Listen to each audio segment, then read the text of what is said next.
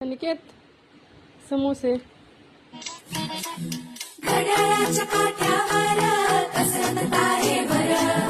घड्याळाच्या काट्यावर कसरत तारेवर, नवऱ्याची मर्जी